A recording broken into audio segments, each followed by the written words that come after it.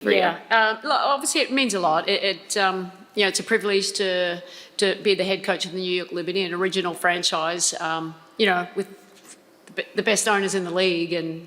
But it just means I've had a really good team for the 4 years I've been in New York, and a lot of credit just goes to the team and just buying in the way that we want to play.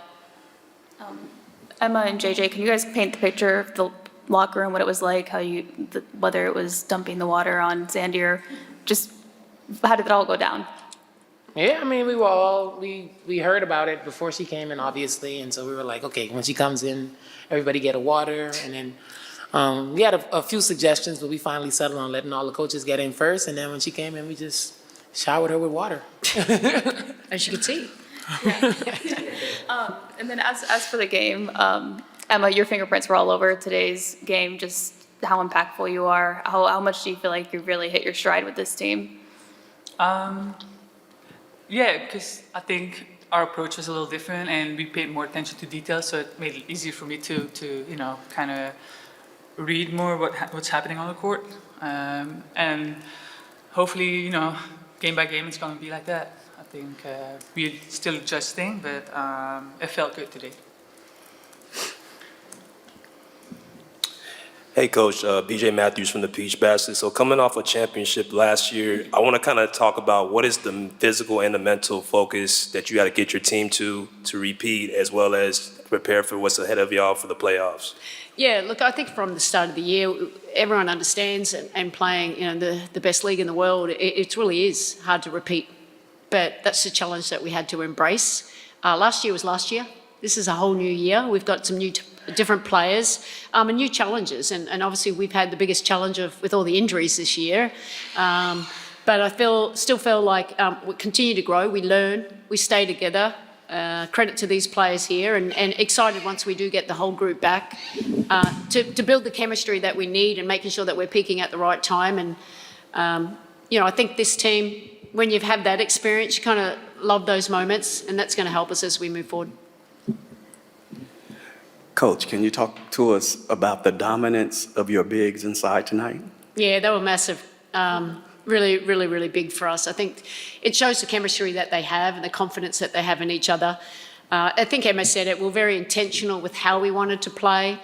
A good inside-outside presence, which we wanted to establish them inside. They were switching and doing a whole lot of different things, but just their individual brilliance and talent just does the rest. It's just about just getting the ball into them, and they're making the plays out of it.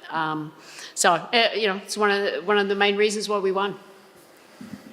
Congratulations, ladies. Charlotte with FI360 News.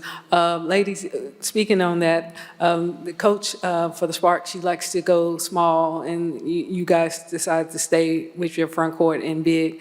Can you talk about, though, what did you saw as far as the advantage of staying instead of trying to match up with their guards when they went to their small group?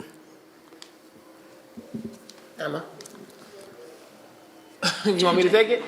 All right, I mean, obviously, you said it. We decided to stick with the size advantage, and they were switching a lot of actions. And so, as post players, we just felt like we could go down low and really take advantage of that. So, I think it was advantageous for us, obviously, and it's kind of helping us to kind of hit our flow as we move forward into these games too. Like Emma said, she's getting better every game she plays, and the chemistry is growing.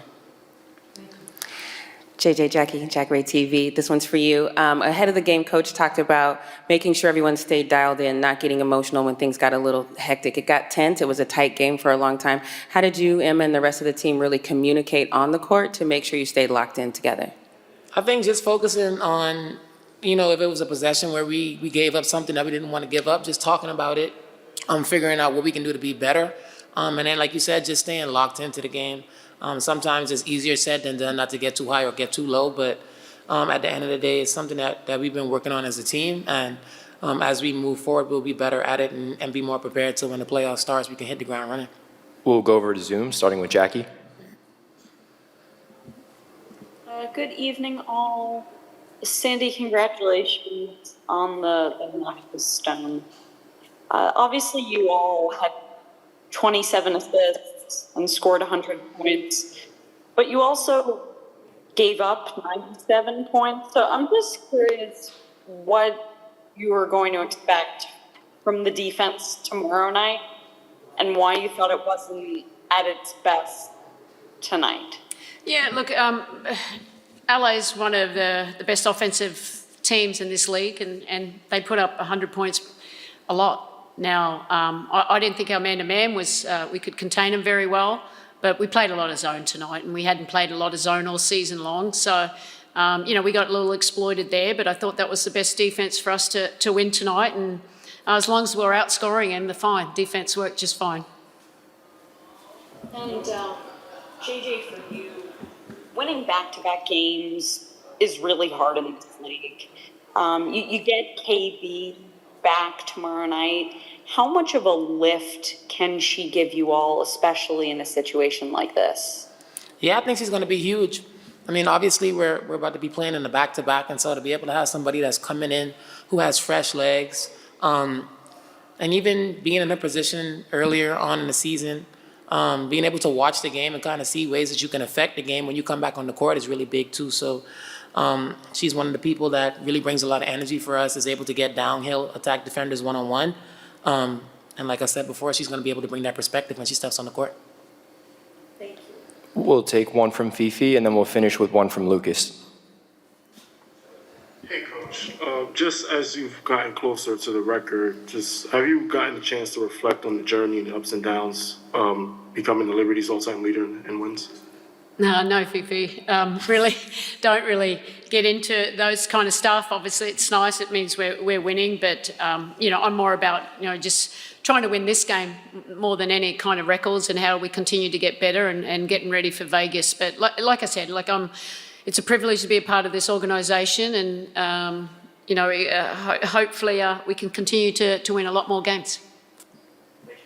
Lucas?